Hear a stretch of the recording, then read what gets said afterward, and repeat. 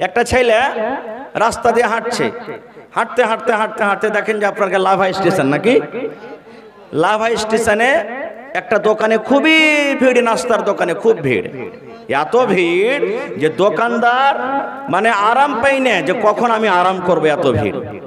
ছেলেটা পড়ালেখা ছেলে, ব্যাগ ঘাড়ে আছে। একটা লোককে বলছেন যে হ্যাঁ রে ভাই দোকানে ভিড় কিসের হয়েছে? বলছে বলিস না রে ভাই, এই দোকানে লিট্টির ভিড়, লিট্টি এত বলছে। লিট্টি বোঝেন তো, সামোসা লিট্টি, লিট্টি যেটা হয়। বলছে ভাই লিট্টি এতই দোকানের ভালো যে ও বিক্রি করে ওর করতে পারে না। ছেলেটা বলছে যে তাহলে আমিও খেয়ে দেখি কখন আসবো না আসবো। লিট্টির দোকানে ঢুকেছে, ঢুকে বেঞ্চ টেবিলে বসে বলছে যে লিট্টিওয়ালা ভাই আমাকে একটা লিট্টি গেলা দাও তো। যারা হুঁশিয়ার মানুষ, পড়ালেখা বুদ্ধিজীবী মানুষ, খানা খাওয়ার আগে দেখবে যে খানাটা কেমন, কিছু নাই তো খানাতে।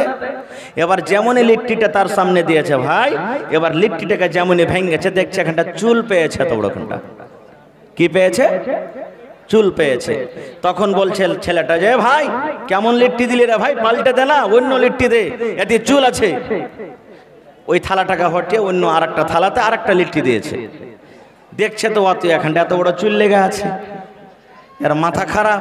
বলছে হ্যাঁ রে ভাই ভালো লিট্টি গেলা দেনা রে ভাই, কেমন তুই লিট্টি দিছিস, এতিও যে চুল আছে।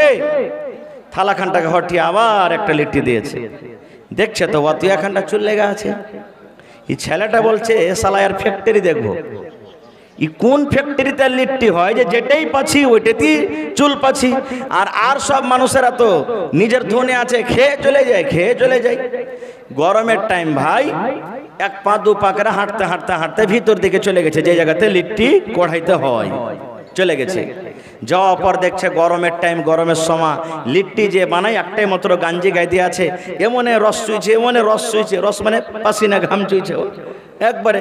কিছু কড়াই তো পড়ে গেছে, পড়বে না, কত মুছবে। এবারে দেখছে তা আশেপাশে আর কেউ মানুষ নাই, একটাই কিন্তু ওই লোকটা আছে।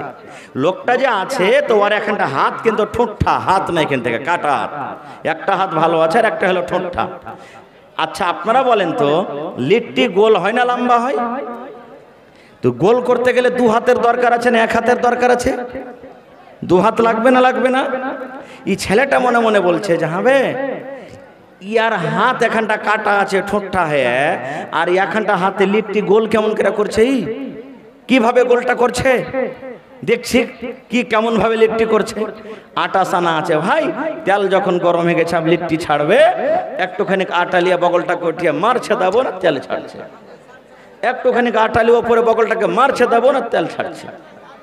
এই দু চারটা যখন ছাড়া হয়েছে, সুবহানাল্লাহ, এই গরমের টাইম বগলখানটাকে এরকম ভাবে উঠিয়ে একবারে ঘাসার মাসার শুরু করে দিয়েছে।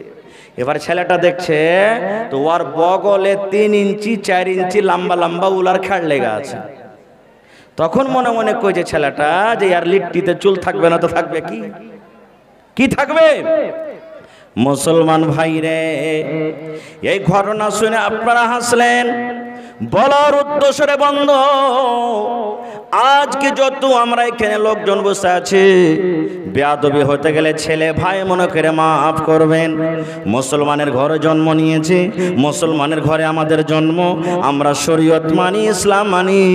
দেখবেন কত মুসলমান ভাই এমন আছেন ওর গাঞ্জি জামা খুলে চেক করেন, কত ভাই এমন আছে বগলে লম্বা লম্বা হয়ে চলে গেছে, আছে না নেই? ইয়ার মানে বোঝা গেল এটা বাবার কমি আছে, এটা হলো বাবার ভুল। ওই বাবা এই ঘাসিয়াঘাট মাদ্রাসা, এই মাদ্রাসার মতন যদি মাদ্রাসাতে যদি ছেলেরাকে দিত, আমার মৌলানা যে বসে আছেন সভাপতি সাহেব, এরকম মৌলানার হাতে যদি ছেলের হাত কান ধরিয়ে দিত, ওই ছেলেটা নবীর হাদিস পড়ত, ওই ছেলেটা কোরআন পড়ত, ওই ছেলেটা শরীয়ত পড়ত, আর ওই ছেলেটা জানত যে বগলে লম্বা করে চুল রাখতে হয় না।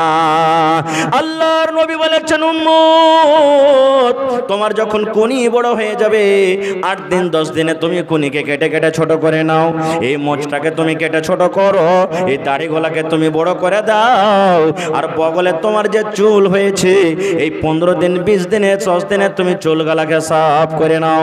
নবী বলেছেন উম্মত রে, নর হোক কিংবা নারী হোক, নাভির তলাতে নাভির নিচেতে সারামগার গোড়াতে যে চুলগুলা হয়, লজ্জাস্থানে যে চুলগুলা হয়, 40 দিনের আগে আগে কেটে আপনাকে সাফ করতে হবে। যদি 40 দিন পার করে যায় আর আপনি যদি চুলগুলাকে সাফ না করেন, আপনার দ্বারাতে পাপ হয়ে যাবে, গুনাহ হয়ে যাবে। নারে তাকবীর। কেন বললাম যে এখানে বাপের ভুল আছে, বাপের দোষ আছে। দেখবেন আগেকার মায়েরা খালারা আল্লাহর রহমতে এখন মেলা কিছু সহি কাজে আমরা করছি বা সুধরে গেছে। 10 বছর 15 বছর যত বাপজি পিন্ডালে মায়েরা খালারা আছেন, দেখবেন ছেলেরা যখন আইগিনাতে পেশাব করতে রাতের বেলা তিনি যেত, তখন ওরা একটা দোয়া শিখাইতো। ছেলেটা ঢুলছে, চোখ ঢুলমুল করছে, উল্টা পড়ছে সাইডে, এবার ছেলেটাকে মা মারতো কাকে এক হুড়া আর বলতো রে মোর বেটা মোরা দুয়া পড় না বিছানে কেন মুচ্ছিস। কি দোয়া শিখাতো জানেন? 1 বাত্তা 2 বাত্তা 3 বাত্তা ঘর সুত্তা বাহির মত্তা। শেখাতো না? শেখাতো না? 1 বাত্তা 2 বাত্তা 3 বাত্তা ঘর সুত্তা বাহির মত্তা।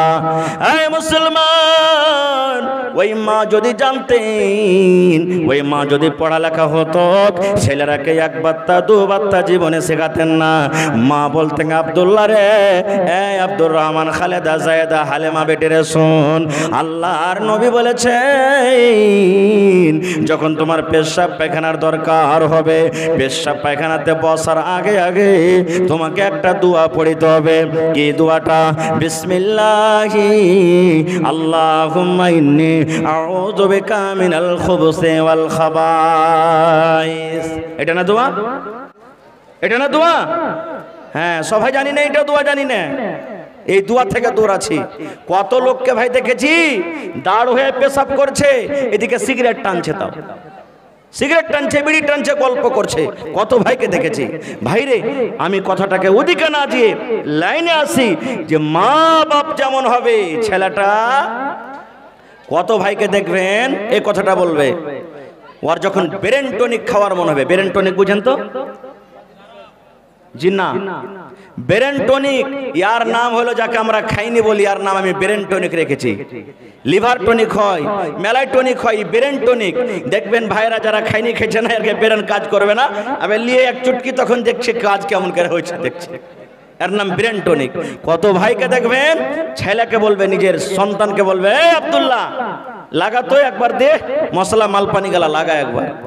কত ভাই বলবে, বেটারে ওই কুঠির ওপরে শিকার ওপরে বিড়ি থাওয়া আছে, একটা ধরিয়ে লিয়ে তো।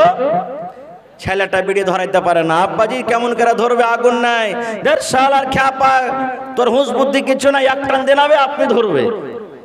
এই যে দেখেন ভাই, ছেলেরাকে যদি এরকম আপনি ছোট থেকে এরকম যদি জ্ঞান বুদ্ধি দেন, ওই ছেলেটা বড় হয়ে আপনার মতন হবে না? হবে না? জোরে বলেন, হবে না? হবে না? ভাই মুসলমান, আল্লাহ বাচ্চারাকে কোনোদিন ছেলের কথা বলবো রে ভয়। আল্লাহ রাব্বুল আমিন পাক পবিত্র কিতাব কোরআনে বলেন, ওয়া কাযা রাব্বুকা আল্লা তা'বুদু ইল্লা ইয়াহু ওয়া বিল ওয়ালিদাইনি ইহসানা। আল্লাহ রাব্বুল আলামিন ফয়সালা করে দিয়েছেন। কে ফয়সালা করে দিয়েছেন? আরে দুনিয়ার মানুষ, তোমরা এক আল্লাহর পূজা করো, এক আল্লাহর তোমরা ইবাদত করো, এক আল্লাহর বান্দেগি করো। এবার আল্লাহ রাব্বুল আলামিন বলেন, বান্দারে আল্লাহর ইবাদত বান্দেগি করার পর ওয়া বিল ওয়ালিদাইনি ইহসানা, তোমরা মা বাবার সাথে তোমরা ভালো ব্যবহার করো। মা বাবার সাথে ভালো ব্যবহার করো। প্রথমে আল্লাহর ইবাদত, দ্বিতীয় নম্বরে মা বাবার সাথে ভালো ব্যবহার। কখন ভালো ব্যবহার করতে হবে? কখন মা বাবার আপনার ব্যবহার খিদমতের দরকার? আপনার আব্বা খাটতে পারছেন, দোকানদারি করতে পারছেন, মাঠে চাষ করতে পারছেন, তখন যদি তার ইবাদত তখন যদি তার খেদমত না করেন তার কিছু যায় আসে না, কারণ খাটতে পারে। কিন্তু আপনার সাহারা, আপনার দরকার কখন আপনার আমার আব্বার, যখন ও ওয়াচাল হয়ে যাবে, খাটতে পারবে না, ওর পকেট খরচা আর জুটে না, দোকানে যেতে পারে না, চাষবাস করতে পারে না, তখন দরকার পড়বে। ভাই মুসলমান, আল্লাহ তাআলা সে কথাটা বলেন, ইম্মা ইয়াবলুগান্না ইনদাকাল কিবার আহাদুহুমা আও কিলাহুমা ফালা তাকুল লাহুমা উফফিন ওয়ালা তানহারহুমা। আল্লাহ রাব্বুল আলামিন বলেন, আরে দুনিয়ার মানুষ, মা বাপ তোমার বাড়িতে আছে, মা বাবার মধ্যে যখন দুইজন যখন বয়স্ক হয়ে যাবে, দুইজন যখন বুড়িয়ে যাবে, কিংবা দুজনের মধ্যে যখন একজন বুড়িয়ে যাবে, আল্লাহ রাব্বুল আলামিন বলেন, যখন তার সামনে তোমরা কথা বলবে, ধমক দিয়ে তুমি কথা বলিও না, ঝনকামেরা তুমি কথা বলিও না। কেমন ভাবে কথা বলতে হবে? আল্লাহ রাব্বুল আলামিন বলেন, বান্দারে ওয়া কুল লাহুমা কাওলান কারীমা, নরম করে কথা বলতে হবে। কেমন করে নরম করে কথা বলতে হবে? ধরেন আপনার মা বাড়িতে আছেন, মা কিংবা বাবা যদি বলেন, বেটারে ও আব্দুল্লাহ, আব্দুর রহমান, লাভার মার্কেট তুই চলে যাবি রে ধন, আমার জন্য দুটা মিষ্টি গলা নিয়ে আসিস রে বেটা, 1 কেজি আপেল নিয়ে আসিস, বেটারে আমার কাপড় ছিঁড়ে গেছে, একটা আমার জন্য কাপড় নিয়ে আসবি। যদি আব্বা বলে, বেটারি আমার লুঙ্গিটা ছিঁড়ে গেছে রে ধন, আমার জন্য একটা তুই সুন্দর লুঙ্গি নিয়ে আসবে, এই মতো যদি আমার আপনার আব্বাজান কোনো কথা বলেন, আল্লাহ বলেন, বান্দারে মা বাবার সাথে তুমি চোখ গরম করে কথা বলিও না, ধমক দিয়ে তুমি কথা বলিও না, পারবো না পারবো না পারবো না এভাবে তুমি বলিও না। তুমি যদি গরিব মানুষ হও, তোমার পকেটে যদি টাকা না থাকে, মাকে আদর করে সুন্দর করে বলো, মা গো, ও আমার আব্বাজান, 2 দিন আপনি থামেন, 3 দিন থামেন, 5 দিন থামেন, আপনার জন্য আমি সুন্দর একটা কাপড় নিয়ে আসবো, আপনার জন্য আমি মিষ্টি নিয়ে আসবো। এইভাবে সুন্দর করে মিষ্টি ভাবে কথা বলতে হবে। আল্লাহ রাব্বুল আলামিন বলেন, বান্দারে যেন তোমার কথা শুনে তোমার আব্বার কলিজাতে যেন ধাক্কা না লেগে যায়, যেন তোমার কথাটা শুনে তোমার মায়ের কলিজাতে যেন ধাক্কা না লেগে যায়। এবার আল্লাহ রাব্বুল আলামিন তারপরে বলেন, আরে আমার বান্দা, তোমার মা বাবা এত বড় নিয়ামত, মা বাবা এত বড় নিয়ামত, মা বাবাকে এত বড় নিয়ামত করে তোমাকে দিয়েছি, সেই মা বাবার জন্য তোমরা দোয়া করবে। কিভাবে দোয়া করবে? রব্বির হামহুমা কামা রাব্বায়ানি সগীরা। পড়েন মনে মনে, রব্বির হামহুমা কামা রাব্বায়ানি সগীরা। আয় আল্লাহ, তুমি আমার মা বাবার পরে ওরকম রহম করো, দয়া করো, যেমন ছোটকালে আমার প্রতি রহম দয়া করেছে। ছোটকালে দয়া করেনি ভাই? রহম করেননি? জোরে বলেন, রহম করেছেন না করেননি? রহম করেছেন। কিভাবে রহম করেছেন? ওরে সুবহানাল্লাহ, যখন দুনিয়াতে আমরা এসেছি, আমাদের মুখে কথা ছিল না, শুধু কান্না ছাড়া, কান্না ছাড়া কোনো কথা মাকে মা বলে ডাকতে পারতাম না। ও মা, ভোক লেগেছে খেতে দাও, মা পায়খানা করেছি কিংবা পায়খানা করব, এই মতো আমরা কথা বলতে পারতাম না। ওরে সুবহানাল্লাহ, আল্লাহ রাব্বুল আমিন মা বাবাকে আমাদের জন্য এত বড় নিয়ামত দান করেছেন রে বন্ধু।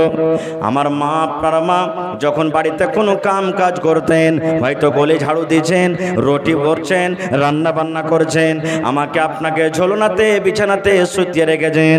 এবারে মার কিন্তু টান লাগা আছে, আমার আব্দুল্লাহ খালেদা জায়েদা বিছানায় ঘুমিয়ে আছে, কখন উঠে যাবে, কানবে।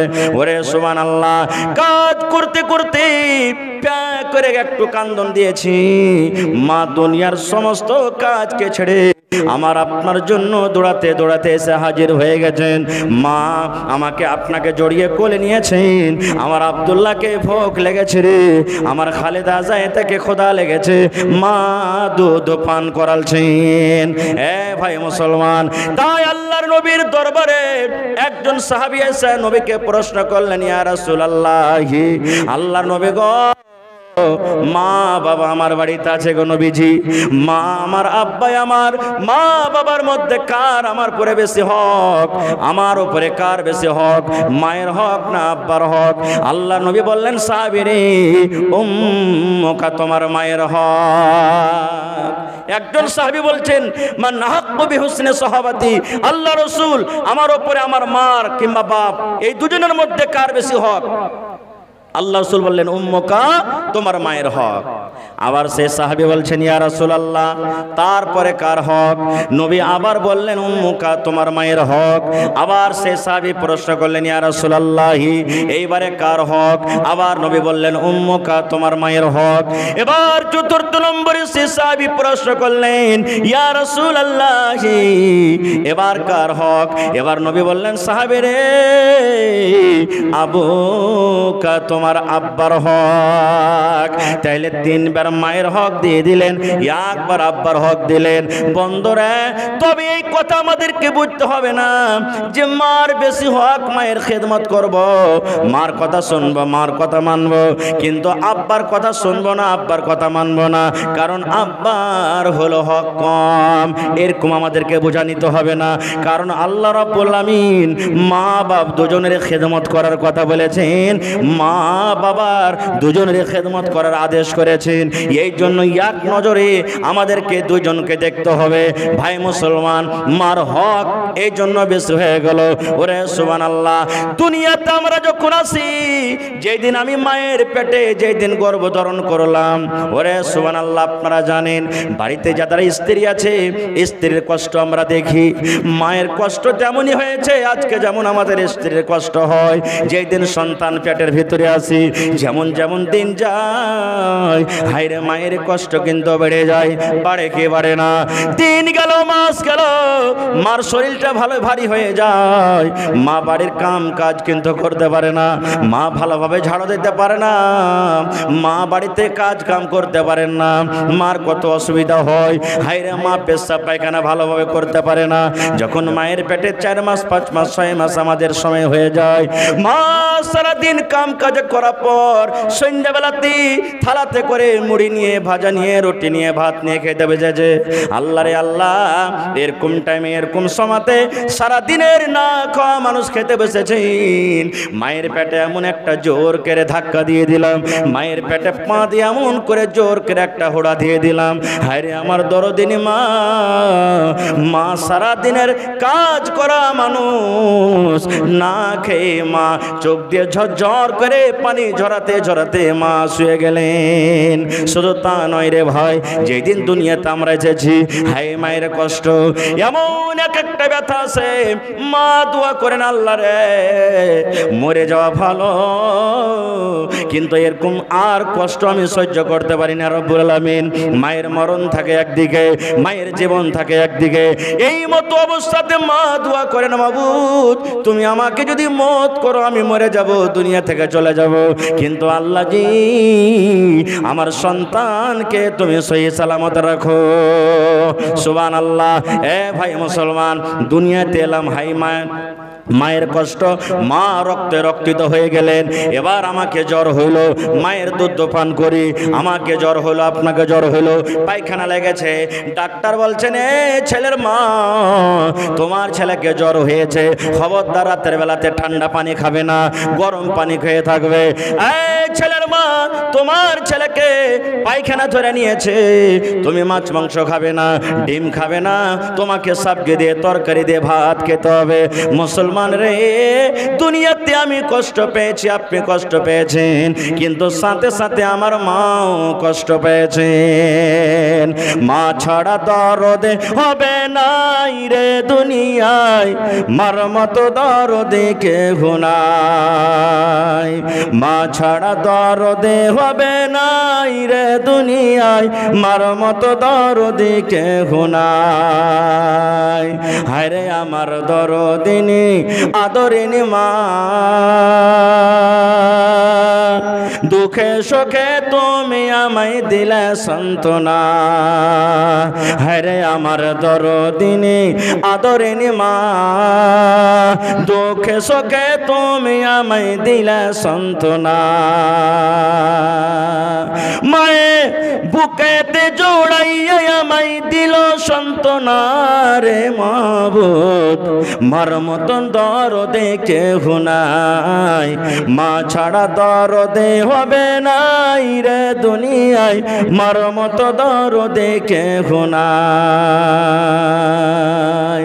আমি ব্যথা পাইলে দেখতাম মায়ের চোখে পানি, রাখতো সাদা কাছে কাছে ডাকতো জাদুমণি।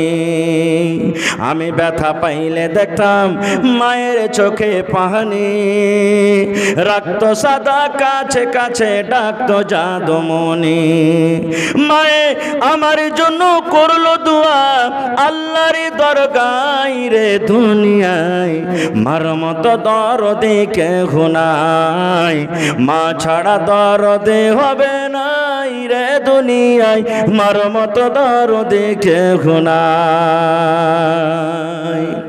ভাই মুসলমান, মার যদি খিদমত সেবা করেন আখিরাতে আল্লাহ তাআলা তো বদলা দিবেনই দিবেন, দুনিয়া তো আল্লাহ মুসিবত থেকে বাঁচিয়ে নেবেন। এটা বিশ্বাস রাখেন? বিশ্বাস আছে কি?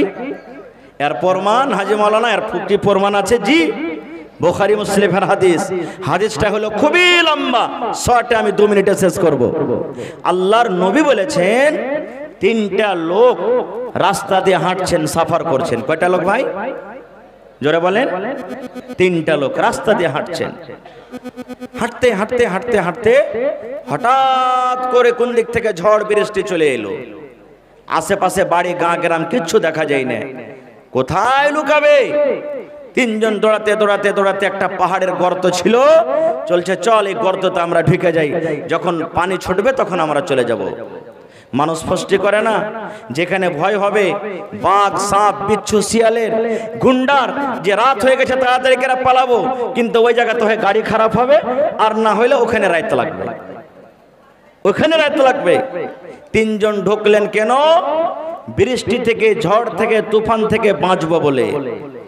আল্লাহর নবী বলেছেন, যেমনই 3 জন গর্তর ভিতরে ঢুকলো, ওরে সুবহানাল্লাহ, পাহাড় থেকে রে বন্ধু একটা পাথর, বড় ধরনের পাথর গড়তে গড়তে গড়তে গড়তে, দেখবেন যেমন বাড়িতে মায়েরা খালারা ভাত রান্না করে হাঁড়ির ওপরে যেমন ঢাকনা দিয়ে দেয়, থালি দিয়ে দেয়, আপনারা কি বলেন? ঝাপনা কি বলেন আপনারা? ঢাকন দিয়ে দেয়, হাঁড়িটার মুখকে বন্ধ করে দেয়। আল্লাহর নবী বলেছেন, একটা বড় ধরনের পাহাড় থেকে পাথর গড়তে গড়তে একবারে গর্তর মুখ বন্ধ হয়ে গেল, গর্তর মুখ ঝেঁপে গেল। তারা 3 জন গর্ততে বন্ধ হয়ে গেল। এবার তারা 3 জন বলছেন, আল্লাহ জান বাঁচাবো বলে গর্ততে ঢুকলাম, আল্লাহ কি হয়ে গেল, কোন মুসিবত এসে গেল? 3 জনই এক অপরকে বলা বলি করছে, ভাই রে এই পাথরটা দেখো তো হটিয়ে হটাইতে পারে কিনা। 3 জন মিলে পাথরটাকে ধাক্কা দিলেন। যেমনই ধাক্কা দেওয়া, সুবহানাল্লাহ, পাথর 1 চুল পর্যন্ত তারা হটাইতে পারলো না, পাথর হটে না। তারা বলছে, আল্লাহ এই তো কবর হয়ে গেল আমাদের গর্ত, এখানেই মরে যাব, আর বাড়ি যেতে পারবো না, ঘুরে ছেলে মেয়ের আর মুখ দেখতে পারবো না, আল্লাহ এই জায়গাতে আমাদের মত হয়ে যাবে। এইবারে লম্বা ঘটনা ছোট করে বলি, 3 জনের মধ্যে একজন অপরজনকে বলা বলি করছে, হারে ভাই কাহকে যদি ডাকি তো শুনতে পাইবে না, আর বাড়িও আশা করছি ঘুরে যেতে পারবো না, তা আমাদের যদি সাহায্যকারী হন তো একটা হবে, সেটা কে? জোরে বলেন। আল্লাহ হবেন। তো ভাইরে, জীবনে কি এরকম আমরা কি কোনো কাজ করেছি যে কাজটা যদি আল্লাহ তাবারক ওয়া তাআলার সামনে রাখি আর বলি, মাবুদ এই কাজটা যদি তোমাকে রাজি করার জন্য করে থাকি, তো আজকে এই পাথর হটিয়ে এই মুসিবত থেকে আল্লাহ বাঁচিয়ে নাও, এরকম কি কোনো কাজ করেছি? দেখবেন জীবনে কোনো ভালাই কাজ করবেন, নেকির কাজ করবেন, সুবহানাল্লাহ, মন খুশি হবে, মন বড় হবে আপনার। এবারে 3 জনের মধ্যে একজন বলতে লাগলেন, ভাইরে আমার জীবনে কিন্তু একটা আমি আমল করেছি, একটা নেকির কাজ করেছি। বলছে কি কাজ? বলছে ভাই রে খানা কাজ করেছি রে ভাই। বলছে কি কাজ? বলছে ভাই রে আমার বাড়িতে আমার আব্বা জান ছিলেন, মা ছিলেন, বাপ ছিলেন দুইজন, কিন্তু তারা বুড়া মানুষ হয়েছিলেন, বয়স্ক হয়ে গেছিলেন। এবার আমার বাড়িতে কিছু বকরি ছিল, ওই বকরি আমি চড়াইতে যাইতাম। এবার সন্ধ্যাবেলাতে যেমনই বাড়ি আসতাম বকরির আমি দুধ দহন করতাম। দুধ দহন করে সর্বপ্রথম আমার মাকে আব্বাকে আমি পান করাতাম, এবারে তারপরে আমার ছেলে মেয়েরাকে আমি দিতাম। এটা আমার আমল যে প্রথমে দুধ দহন করে কাকে দিতাম? জোরে বলেন। মা বাপকে, তারপরে ছেলে মেয়েকে দিতাম। একদিনকার ঘটনা, আমি অনেক দূর বকরি চড়াইতে চলে গেলাম। আস্তে আস্তে রাত হয়ে গেল। যেমনই আমি বাড়িতে ঢুকলাম দেখছি আমার মা বাপ দুজনও কিন্তু ঘুমিয়ে গেছেন। দুজনই ঘুমিয়ে গেছেন, মা বাবা দুজনই ঘুমিয়ে গেছেন। এবার আমি দুধ দহন করলাম, পেয়ালাতে আমি দুধ নিয়ে বাড়িতে ঢুকলাম। আমার ছেলেরা মেয়েরা পায়ের গোড়াতে গোড়াতে পাঞ্জরে হাঁটে আর বলে আব্বা দুধ দাও, আব্বা দুধ দাও। আমি তখন বললাম বেটা রে, যতক্ষণ পর্যন্ত আমার মা বাপকে আমি দুধ না দিব, যতক্ষণ পর্যন্ত আমার মা বাপ দুধ না পান করবে, অতক্ষণ পর্যন্ত আমি তোদেরকে দেব না। এই বলে আমি পেয়ালা নিয়ে দাঁড় হয়ে গেলাম। মায়ের সিথানে আমি দাঁড় হয়ে গেলাম, মায়ের ঘরের দুয়ারে আমি দাঁড় হয়ে গেলাম। আমার ছেলেরা দুধ চাইতে চাইতে তারা ঘুমিয়ে গেল। এই মুসলমান, কতক্ষণ দাঁড়িয়ে থাকলেন? 1 ঘন্টা নয় রে, 2 ঘন্টা নয়। ওরে সুবহানাল্লাহ, যখন মুয়াজ্জিন সাহেব ফজরের টাইমে আসসালাতু খায়রুম মিনান নাওম, ঠিক ফজরের টাইমে আজানের সময়তে মা বাবার ঘুম ভেঙে গেছে। এবারে দেখছে দুয়ারে মাথার উপরে সিতানে কে যেন দাঁড়িয়ে আছে। মা জিজ্ঞাসা করলেন বেটা কেন দাঁড়িয়ে আছিস? বলছে মা গে, আজকে আমি অনেক দূর বকরি চড়াইতে চলে গেছিলাম গে মা, আসতে আমার দেরি হয়ে গেছে। বাড়ি এসে দেখছি তোমরা দুজন ঘুমিয়ে গেছো। এবার আমি ওই দুধ হাতে করে, পেয়ালাটা হাতে করে মা আমি দাঁড় হয়ে আছি। আমি ভাবলাম এই আমার মা জাগবে, এই দুধ দিব, এই আমার মা জাগবে, আমি দুধ দিব। কিন্তু মা তোমরা জাগতে পারলে না, আমি পেয়ালা নিয়ে দাঁড় হয়ে আছি। মা বলছে বেটা রে, তুমি কেন ঘুমিয়ে যাওনি রে ছেলে, কেন তুমি ঘুমিয়ে যাওনি? বলছে মা গে, এই জন্য আমি ঘুমাইনি গে মা, যদি রাতের বেলাতে ক্ষুধার কারণে যদি তোমরা আমাকে ডাকতে আব্দুল্লাহ, আব্দুর রহমান রে দুধ নিয়ে রে বেটা দুধ নিয়ে, আর আমি যদি ঘুমের অবস্থায় থাকতাম, আমি যদি জাগতে না পারতাম, তাহলে মা ওই টাইমে আল্লাহ রাব্বুল আমিন নারাজ হয়ে যেত আমার উপরে। আর আল্লাহ যার পরে নারাজ হয়ে যাবে তার দুনিয়া আখিরাত বরবাদ হয়ে যাবে। এই জন্য মা আমি দুধের পেয়ালা নিয়ে দাঁড় হয়ে আছি। এবার সেই লোকটা বলছেন আমার মা খুশি হয়ে, আমার মা রাজি হয়ে আমাকে দোয়া দিলেন। কি দোয়া? আল্লাহ, আমার ছেলে আমার জন্য যা করেছে, আল্লাহ আমার ছেলে আমার জন্য রাত্রের বেলাতে যা আমার জন্য করেছে, আল্লাহ মা আমি খুশি হয়ে গেলাম, খুশি হয়ে গেলাম। আল্লাহ তুমি খুশি হয়ে যাও, আল্লাহ তুমি আমার ছেলের পরে রাজি হয়ে যাও। মা দোয়া করলেন আল্লাহ আমার খিদমত করার কারণে, আমার সাথে ভালো ব্যবহার করার কারণে আল্লাহ আমার ছেলে, আমার কলেজার টুকরা সন্তান দুনিয়ার যদি কোনো মুসিবতে পড়ে যায়, দুনিয়ার যদি কোনো বিপদে পড়ে যায়, আল্লাহ এই আমলের কারণে সেই মুসিবত থেকে তুমি উদ্ধার করে দিও। আল্লাহর নবী বলেছেন ওই লোকটা যখন এই কথাটা বলা হলো, এবার আল্লাহকে বলছে মাবুদ রে, এই আমার পাক পরওয়ারদিগার, আমি এই কাজটা যদি তোমাকে রাজি করার জন্য আল্লাহ করে থাকি, এই কাজটা যদি তোমাকে আমি সন্তুষ্টি করার জন্য করে থাকি, আল্লাহ এই যে গোফাতে, এই গর্ততে আমরা ঢাকা পড়ে গেছি, আল্লাহ তুমি দয়া করে এই পাথরটাকে তুমি হটিয়ে দাও। আল্লাহর রাসূল বলেছেন যেমনই একজনের বলা হলো, যেই পাথর 3 জন মিলে হঠাৎ দূরের কথা 1 চুল পরিমাণ হটাইতে পারলো না, হিলাইতে পারলো না। এবার ওই পাথরটা সরসর করতে করতে করতে করতে 3 ভাগ করে 1 ভাগ পাথর হয়ে গেল। নারে তাকবীর! হয়নি, হবে না, হতে পারে না, আমার নবীর সাথে কারো তুলনা হয়নি, হবে না, হতে পারে না। আমার নবীর সাথে কারো তুলনা, হায়রে তুলনা তো দূরের কথা, ছায়াও মিলে না। হয়নি, হবে না, হতে পারে না।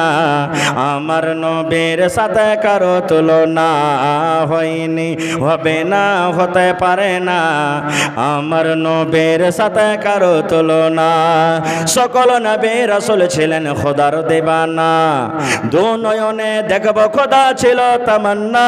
আরে মোর নবীকে ডেকে নিলেন, আরে মোর নবীকে ডেকে নিলেন, দেখবে রব্বানা। হয়নি, হবে না, হতে পারে না।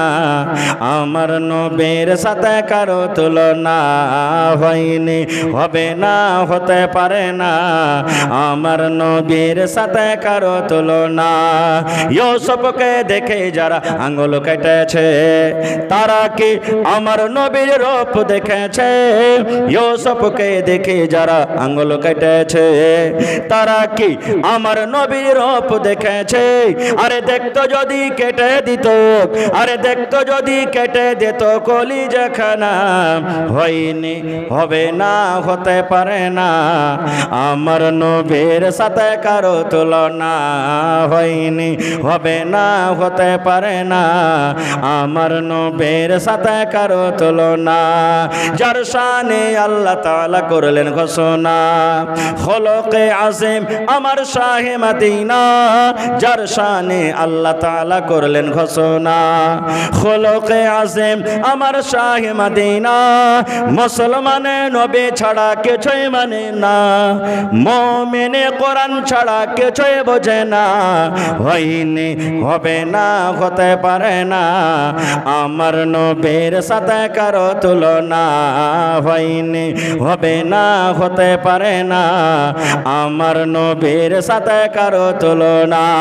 নারে তাকবীর।